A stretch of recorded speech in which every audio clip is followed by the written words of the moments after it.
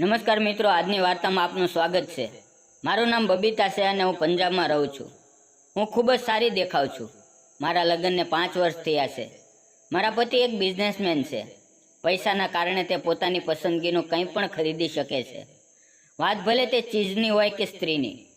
મારા પતિ ઘરમાં ઓછા અને બહાર વધુ સમય વિતાવે છે, એટલા માટે તે ઘરે વધારે રહેતા નથી, પણ હું પણ તેનાથી કાંઈ ઓછી નથી। મેં પણ મારા જીવનમાં ઘણી મજા કરી છે।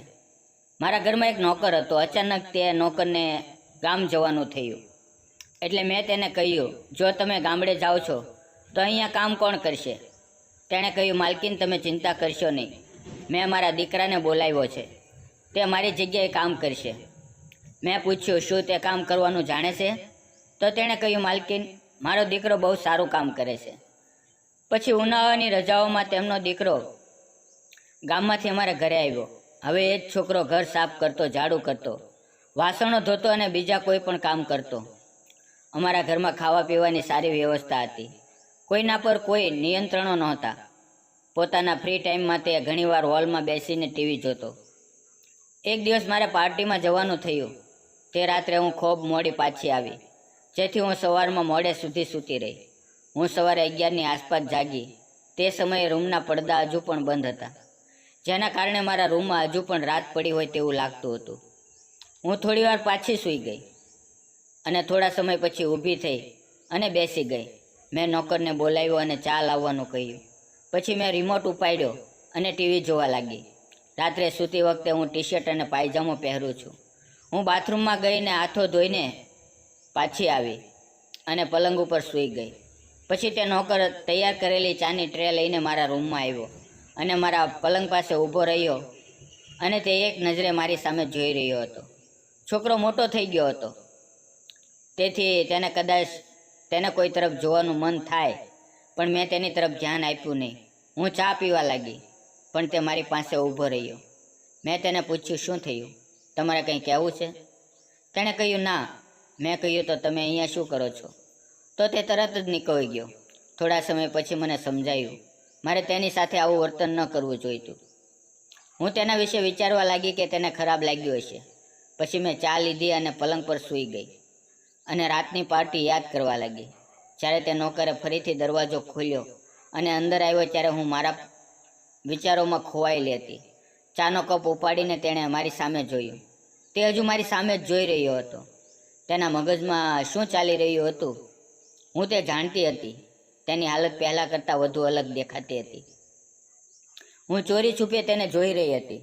હું જાણી જોઈને તેને મારું શરીર બતાવી રહી હતી, કારણ કે હું મારા પતિથી સહગતી હતી। મારા પતિ હંમેશા કોઈને કોઈ સાથે હોતા, તેથી જ મેં વિચાર્યું કે હું આ નોકરને ફસાવું।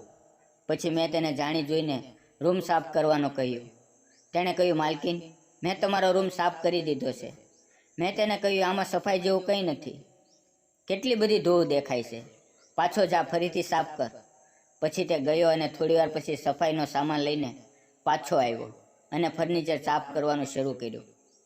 હું ટીવી જોતી હતી, પણ મારું આખું ધ્યાન તેના તરફ હતું। તેના મનમાં શું ચાલી રહ્યું હશે તે હું જાણવા માંગતી હતી। મેં પૂછ્યું, તો ગામમાં શું કરા છો? તેણે કહ્યું, હું ગામના બાળકોને ભણાવું છું। મેં કહ્યું, તું ફક્ત ભણાવે જ છે કે બીજું કંઈ પણ કરે છે? તેણે કહ્યું, હું સાંજે અખાડે જાઉં છું। મેં હસીને કહ્યું, તમે કુસ્તીબાજ છો? તમારું શરીર જોઈને મને લાગતું નથી કે તમે કુસ્તીબાજ છો। તો તેણે કહ્યું, કુસ્તી શરીરનું નિર્માણ નથી કરતી, તે તો શક્તિ બતાવે છે।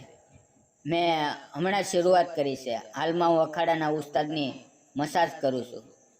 હું ગાયોની સફાઈ અને દૂધ દોવાનું કામ કરું છું। મેં પૂછ્યું, તને માલિશ કરતા આવડે છે? તેણે કહ્યું, હા, બહુ સારી મસાજ કરી શકું છું। ઉસ્તાદજી તેમની મસાજ મારી પાસે જ કરાવે છે।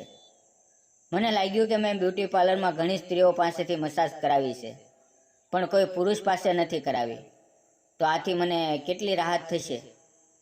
મેં તેને પૂછ્યું, તારું નામ શું છે? તેણે કહ્યું, મારું નામ રોહન છે। મેં તેને કહ્યું કે રોહન, શું તું મને મસાજ કરી શકા છો? આ સાંભળીને તે શરમથી લાલ થઈ ગયો અને બોલ્યો, મેડમ, હું તમને કેવી રીતે માલિશ કરી શકું? તમે સ્ત્રી છો। મેં કહ્યું, તો શું થયું? તમે સ્ત્રીથી ડરો છો?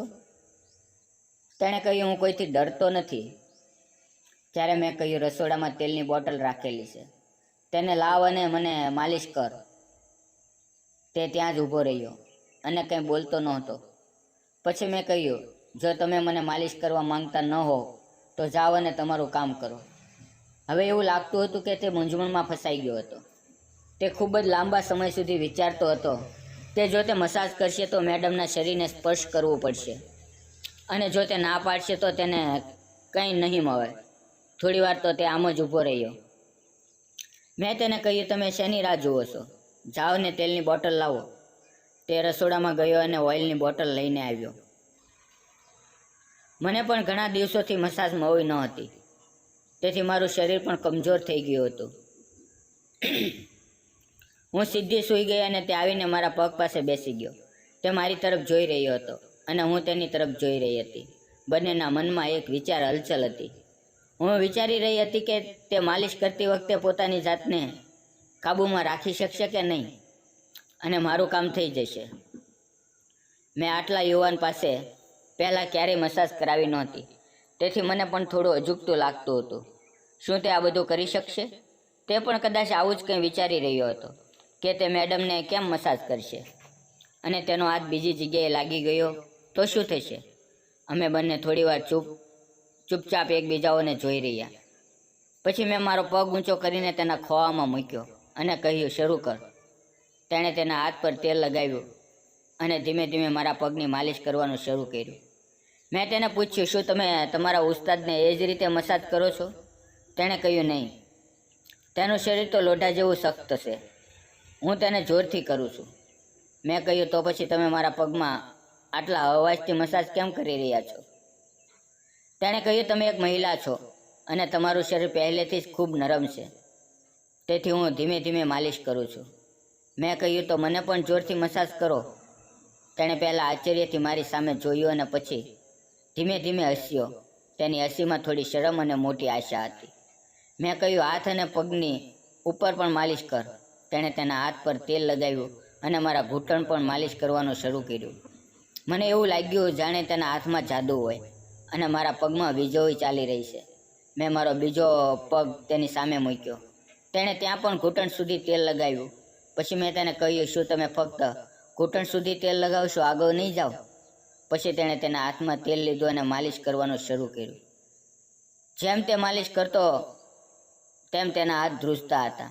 તે ખૂબ જ ડરીને ઉપર તરફ જતો હતો. મેં તેનો હાથ પકડીને ઉપર મૂક્યો અને કહ્યું, અહીંયા સુધી માલિશ કર.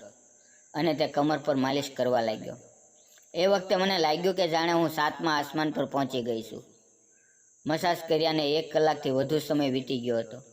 પછી તેણે મને કહ્યું, માલકીન, હું તમને એક વાત કહું, જો ખરાબ ન લાગે તો. મેં કહ્યું, કહો. તેણે કહ્યું, મેડમ, તમે ખૂબ જ સુંદર લાગો છો. મને લાગે છે કે તમારે મારી સાથે દાંડિયા રમવા જોઈએ. મેં કહ્યું, મને તો પહેલેથી જ ગરમી ચડી ગઈ છે, હવે રાહ શેની જોવા છો? ચાલ શરૂ કરીએ. તેણે પણ વિલંબ કર્યા વિના શરૂઆત કરી. તો મિત્રો, તે દિવસે રોહન મને ખૂબ જ સારી મસાજ આપી અને મને ખૂબ આનંદ થયો. તો મિત્રો, આ હતી આજની અમારી નાની વાર્તા. તમને આ વાર્તા કેવી લાગી કૃપા કરીને મને કોમેન્ટ કરીને જણાવજો.